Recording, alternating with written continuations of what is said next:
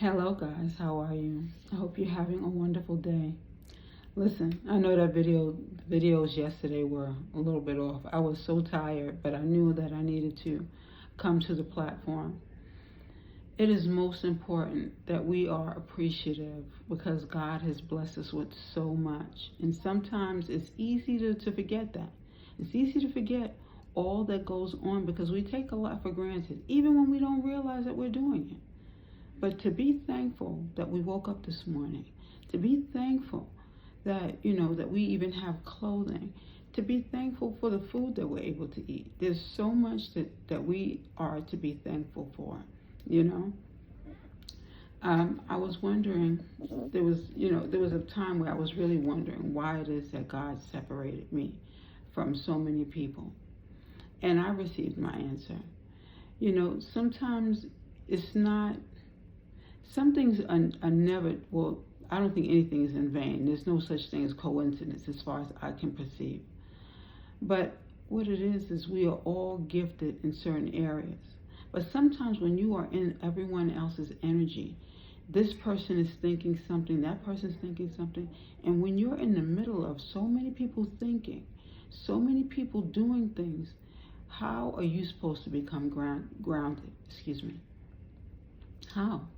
How are you able to be receptive of what God is trying to tell you if you're around so many people? If you're on a bus, there's so many people around you, they're thinking their thoughts, their energies are kind of fixed in your energy because you're all in the same area at the same time.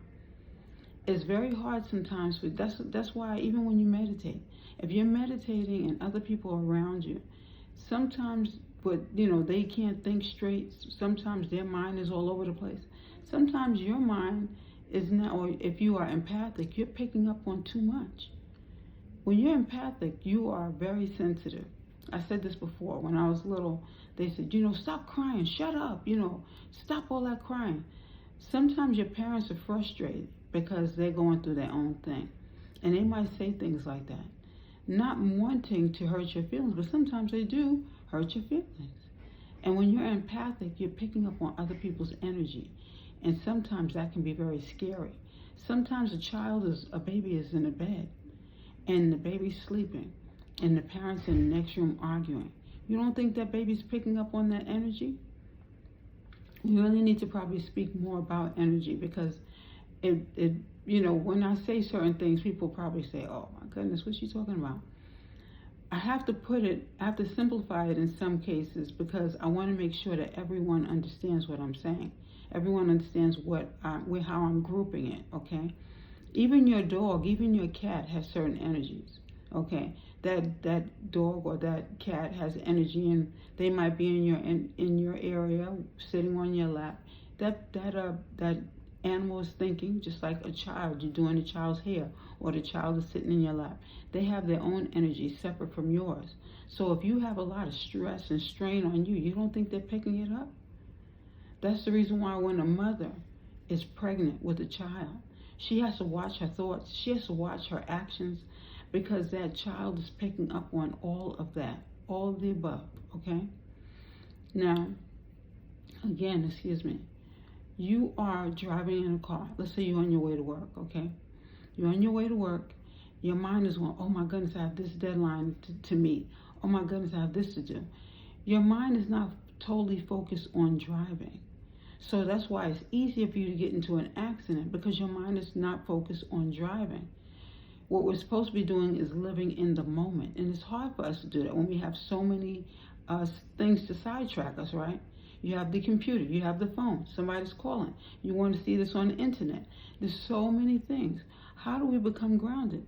The best way to become grounded, like I said, could be hugging the tree, could be putting your finger in the soil, could be taking your shoes off and walking in the grass. Now, a lot of people are not cleaning up behind their dogs.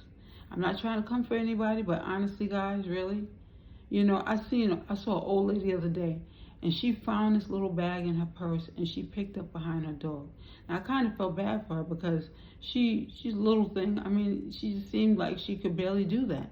But even she was extending herself, making sure she cleaned up behind her dog, because you never know. You have children running around. Some people not putting shoes on their children because it's warm season and they're running around. If you drop something, you need to pick it up and clean it up, because the child is now walking in this. You break a glass, God forbid, that child might walk on that glass. Let us be more conscious of what it is that we're doing. I know that, excuse me, we all make mistakes. That's not what I'm saying, but I'm just saying if we know, then we can do better, okay? Just today, every time I eat a banana, I try to take that peel and put it in soil. Now, somebody else might look at that as I'm littering. I know that that banana is definitely great for the soil, so that's what I'm doing. Now, usually I try to cut it up, but I have not had the equipment to cut it up and put little pieces in the grass. So, I mean, some of this grass has not even been built upon yet. So that soil is becoming enriched with that banana, okay? In this piece, what I'm trying to say is, if we become more conscious, if we're living in the moment, like right now, I'm enjoying the moment, I'm appreciating this moment. How many of us do that? Half the time we can't do that because we're so stressed out. You know, there's a lot of families who have been taking the time to be with their family, but it's more so because now they are living in close proximity to their families. Okay, you have homeless people who are living in cars, living all over the place. And the small homes would be a good idea at this time because, you know, if there's property, maybe someone can take the small homes and, you know, take some of their property and even rent that property with the person living in small homes, okay? There was another thing that I was looking at, the VW buses. There's a guy who's selling those, and people are taking those and making those into homes. There are so many different ideas that people are coming up with, and it's great that they're able to execute those ideas because those are the ideas that God has given them. But again, it starts with a thought, okay? What you think, you may speak about.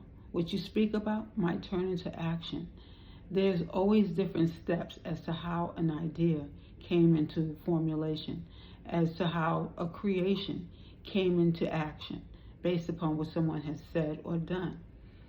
What I'm saying is, with all these things that are being said and done and all the actions that are taking place, can we try to figure out ways in which we can be more peaceful? Because there's a lot of activity going on. A lot of people who think that they're getting away with things and they're not looking at their actions. One of the first words I taught my students is karma. Now, you know, karma is what you reap, you sow. What goes around comes around. If you're not conscious of how you're treating other people, how do you know that those actions, when they come back to you, are not going to be worse? They're going to be harsh, okay? So if we think about that, if we consider those things, perhaps we might be able to be in a better position. Okay, just because you're the adult and that's the child doesn't mean that you have to be the boss all the time. Sometimes it's just best for us to be reasonable. What does the child want to do? These are the options that the child has. Can the child do these actions? Okay? Everything is not set in stone, depending on the day, depending on the circumstances. But under any circumstances, under any other term, you know, summer's coming to an end. The children are about to go back to school. We have to think about how it is that we are looking, being perceived. Children look at what your actions are, and then they tend to copy what you're doing. So if you are doing something negative, that child is going to pick it up and they're going to see it as being the right thing because, after all, you did it, right? There are a few people who I look to, they're like my best friends, okay? And sometimes we have to go into a check session where the other person says, okay, look, I don't believe you did that right, you know, what's going on, you know, whatever. That's good when you have a person who checks you because they say, okay, look, I have to check you because I know you're going to check me, and of course, I want us to be better balanced, okay? Sometimes it's not always met at the right time. Sometimes you're in a different mood and you are not able to receive it at that time. At that time, you can say, look, you know what? I really want to revisit this, or I really want to talk about this, but right now is not a good time. I've had a hard day, and I need to regroup before I can even take anything extra in. And that's good, because you're able to look at where you are and to see where you stand before you can move forward. Everyone sometimes does not take this time. They don't always take this time because they're caught up in so many different things, doing so many things at the same time, and maybe it's the stress has become just intense based upon work schedule, children, whatever. This is why, I'm getting to the point, I know, this is why meditation is so important. Now, I met a friend the other day and she was asking me what meditation meant to me. Now, when I meditate, I'm sitting in silence. I am thinking of God. I am being receptive of whatever it is that He needs me to receive.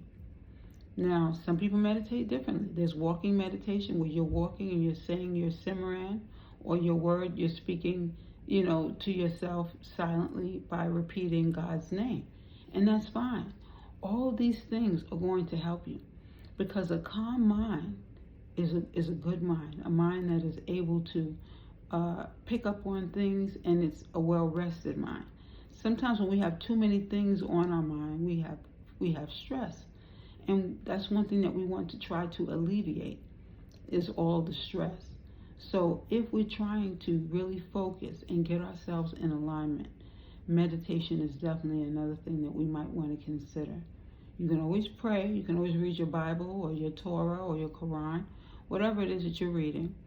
But that meditation time gives you that grounding, gives you that moment to actually just rest. Your mind is under a lot of stress, especially when you fall asleep with the TV on.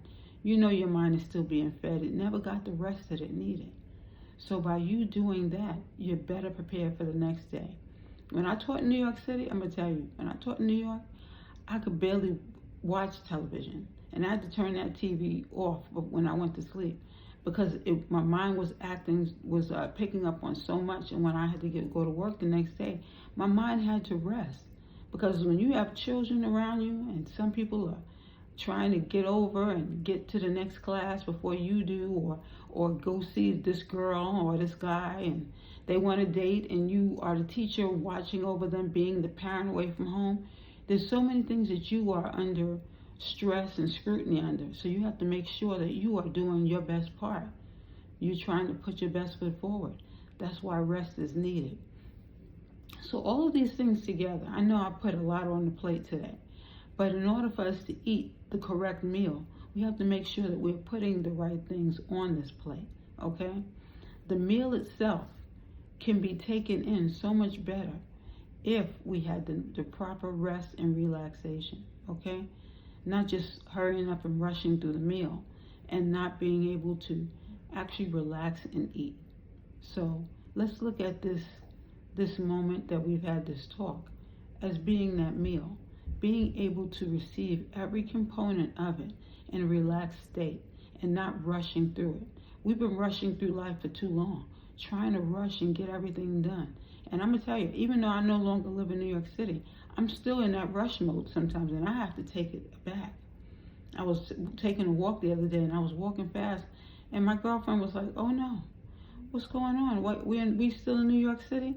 And I had to slow it down, because we were trying to walk and enjoy our journey to, do our exercise. And how was I getting my exercise done? My mind was in control. I was thinking about so many things, and I forgot that I'm actually supposed to be having a relaxed walk with my gal pal, okay? It's important that we just take these things in and we figure out what works best for us. What works best for me might not be the best for you. But at the end of the day, taking all this in, being receptive and growing is always the best you. Isn't it lovely being you? Have a wonderful one.